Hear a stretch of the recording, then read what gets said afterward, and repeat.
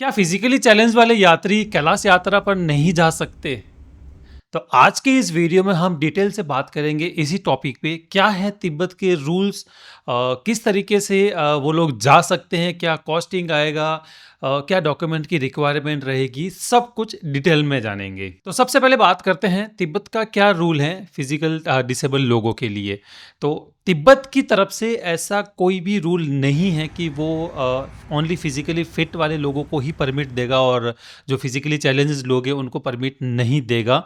ऐसा उनका कोई भी रूल नहीं है, वो सबको परमिट देते हैं। तो अब बात करते हैं कि यात्रा कैसे कर पाएंगे। तो और बेटर अंडरस्टैंडिंग के लिए हम क्या करते हैं कि दो कैटेगरी में डिवाइड कर लेते हैं पहले, ताकि अच्छे से वीडियो को हम समझ पाएं। पहला वो लोग जो बिना व्हील चेयर के मूव नहीं कर सकते, मतलब उनको व्हील चेयर की रिक्वायरमेंट होगी। दूसरे वो लोग जिनको व्हील चेयर की रिक्वायरमेंट नहीं होती है, बिना व्हील चेयर के भी वो अच्छे से मूव कर लेते हैं। तो जिनको व्हील चेयर की रिक्वायरमेंट होगी उनका जो चेंजेस आएगा वो ये आएगा कि आपका जो कॉस्ट है वो थोड़ा सा बढ़ेगा। जो जनरल कॉस्ट लग रही है उससे आपका कॉस्ट बढ़ेगा। अब वो कितना बढ़ेगा?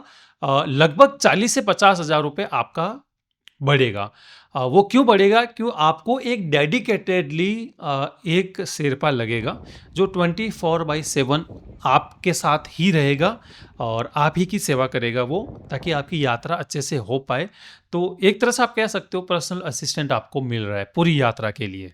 तो इसीलिए उसका परमिशन बाकी सारी चीज़ें ये सब मिलके थोड़ी कॉस्ट बढ़ जाती है। दूसरे वो लोग जिनको व्हील चेयर की ज़रूरत नहीं है, तो आप लोगों के लिए कोई भी चेंजेस नहीं है। ना तो आपका कोई कॉस्ट बढ़ेगा, ना ही अदर कोई डॉक्यूमेंट्स की आपको रिक्वायरमेंट है। एज यूजुअल जो यात्री जा रहे हैं उसी तरीके से आप भी यात्रा करके आ सकते हो। और अगर आप चाहते हो कि आपको भी एक पर्सनल असिस्टेंट वहाँ पर चाहिए, मतलब एक अलग से डेडिकेटेडली शेरपा आप लोगों को अलॉट कर दिया जाए, तो सेम कॉस्ट जो व्हील चेयर वालों के लिए लग रही है वही सेम कॉस्ट आपके भी उतना ही खर्चा आएगा, क्योंकि जो कॉस्ट जो बढ़ रही है वो पर्सन की बढ़ रही है जो डेडिकेटेडली आपके साथ रहेगा। अदरवाइज कोई भी चेंजेस आपके लिए नहीं है। तो अब बात करते हैं डॉक्यूमेंट्स को लेके। तो जो भी फिजिकली चैलेंजेस लोग हैं उनको आपको अलग से डॉक्यूमेंट लाने की कोई भी ज़रूरत नहीं है। ओनली आपको पासपोर्ट चाहिए जो कि वैलिड हो 6 मंथ के लिए आपकी ट्रेवल डेट के बाद का। और दूसरा आपको फिटनेस सर्टिफिकेट जो कि मेडिकल फिटनेस सर्टिफिकेट चाहिए होगा, जो कि सबको ही चाहिए होता है। तो आपके केस में आप क्या करना कि एक बार डॉक्टर से कंसल्ट जरूर कर लीजिए और उनको भी ये बता दीजिए कि आप इस हाई ऑल्टीट्यूड पे जा रहे हैं। तो आपको वो प्रिकॉशंस लिख के दे देंगे, अगर कोई मेडिसिन की ज़रूरत है तो वो भी आपको लिख के दे देंगे। और वो भी आपको बता देंगे किन किन चीज़ों का आपको अलग से ध्यान रखना है, ताकि आपके साथ वो सारी दवाई रहेगी या जो भी उनकी एडवाइस है तो वो भी आपके पास रहेगा। दूसरा हमारी एक्सपर्टीज तो है ही है। तो इन दोनों के कॉम्बिनेशन से आपकी यात्रा अच्छे से हो जाएगी। इसके अलावा कोई अलग से डॉक्यूमेंट आपको नहीं चाहिए। जो जनरल लोगों के लिए जो डॉक्यूमेंट है वही आप लोगों के लिए डॉक्यूमेंट्स हैं। और एज लिमिट को लेके भी अलग से कोई रूल नहीं है।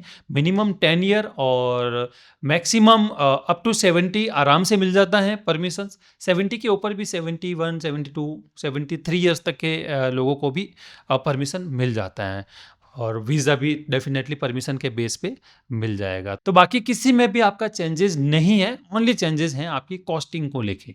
तो अब इम्पोर्टेंट बात कर लेते हैं कि आप लोगों को कौन सा वाला रूट चूज करना चाहिए। तो रूट के लिए मेरा सजेशन है आपको कि आप बाई हेलीकॉप्टर ही जाइए। जो हेलीकॉप्टर वाला रूट है वाया लखनऊ होके जो हम जाते हैं, तो वो इसीलिए क्योंकि अगर आप बाई रोड वाला रूट लोगे तो बाई रोड वाले रूट में एक चैलेंज है। वो चैलेंज है नेपाल साइड में अगर लैंडस्लाइड हुआ तो आपको क्रॉस करने में दिक्कत आ जाएगी। तो वहाँ पर ही एक चैलेंज है। तिब्बत में एंटर करने के बाद में बाई रोड में भी कोई चैलेंजेस नहीं है, क्योंकि उनकी रोडें बहुत अच्छी बनी हुई है, कोई प्रॉब्लम वहाँ पर नहीं आती है। तो नेपाल साइड में ये चैलेंज रहेगा। तो ये बाई हेली जब जाएंगे हम उसमें नहीं रहता, क्योंकि जो हिली एरिया है मेजरली हम बाई फ्लाइट और बाई हेलीकॉप्टर उससे ही कवर कर लेते हैं। हिल्सा तक तो बाई हेलीकॉप्टर ही हम चले जाएंगे, उसके बाद तो हम तिब्बत एंटर कर जाएंगे। और तिब्बत में रोडें वगैरह बहुत अच्छी बनी हुई है, तो क्योंकि वहाँ पर लैंडस्लाइड्स नहीं होती है, क्योंकि वहाँ का वो पहाड़ ही इस तरीके के है वहाँ पर, तो वहाँ पर चैलेंज नहीं आएगी। तो मेरे सजेशन से बेस्ट है आपके लिए आप हेलीकॉप्टर वाला रूट ही आप चूज़ करो। और उसमें एक प्लस पॉइंट ये भी है कि आपका जो बस में जो ट्रैवल होता है वो ज़्यादा नहीं होता है। दिल्ली का 1-1.5 घंटे से ज़्यादा का ट्रैवल है ही नहीं, क्योंकि मेजरली तो हमने फ्लाइट और हेली से ही कवर कर लिया। तो ये सबसे बेस्ट रूट है आपके लिए और ये पूरी यात्रा हम ट्रैवल पॉकेट से कराते हैं, जो कि मेरा ही कंपनी है। अगर आपको कुछ और भी इन्फॉर्मेशन लेना है यात्रा से रिलेटेड, तो मैं नंबर दे रहा हूँ, आप कॉल करके आप आगे का इन्फॉर्मेशन ले सकते हैं और हमारे साथ भी आप यात्रा में ज्वाइन हो सकते हैं। तो आई होप ये वीडियो आप लोगों के लिए इन्फॉर्मेटिव रहा होगा।